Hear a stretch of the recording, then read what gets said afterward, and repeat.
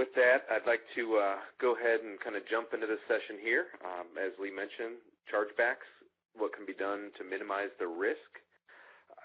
Pretty broad topic, obviously, when you're talking about chargebacks. They can go in many different directions. So from my perspective, being the presenter, it's hard really to know what you guys expect. So I'd like to leave some time at the end, maybe 10 or 15 minutes for some questions to see if you guys have some kind of real-life examples, and I'll try to throw in some scenarios I've seen in my years with chargebacks. As Lee mentioned in my bio, when I was at Enterprise Rent-A-Car, I managed the chargeback department for a couple years along with the credit card. So in retail, I've seen some pretty unique things, and I'll touch on a few of those. But the biggest thing with chargebacks in general, it helps to minimize the risk through knowledge. So the more you know about the chargebacks that you're being presented with, the process of chargebacks, what may incline someone to charge a transaction back, the better off you're going to be when responding to chargebacks or dealing with chargebacks as they come about.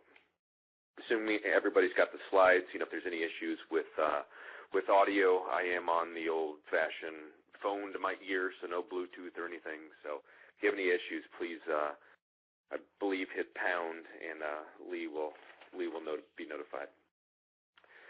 With that, we'll jump into the slides. I typically like to start out with the first slide being a definition of what we're talking about. As you can see, chargebacks are the return of funds to a consumer forcibly initiated by the issuer of the chargeback or charge card used by a consumer to settle a debt.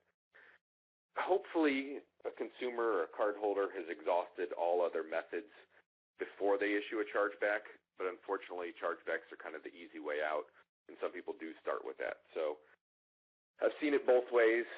Like I said, hopefully they contact the establishment if they have a question about, and maybe they go into the establishment if there's some sort of retail location, and try to settle it that way first. But chargebacks are, and I'll probably use this term a couple times, but they're kind of a necessary evil. Chargebacks in general are a lengthy process, and I'll get into that a little bit later.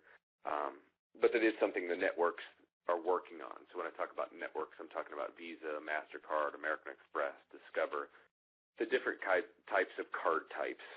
They've all got chargeback manuals out on their websites. Last check, MasterCard's was 635 pages. Visa's was over 100 pages. So they're pretty lengthy manuals that, it's pretty much out of the question for someone to read the entire thing.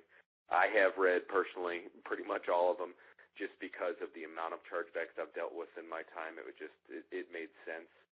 Hopefully your organizations don't have a huge number, but that can also be part of the issue as well, is if you don't have that many chargebacks, when they do arise, you may forget or not treat them properly. And hopefully this session will remind you of a few things that you can get into further down the road.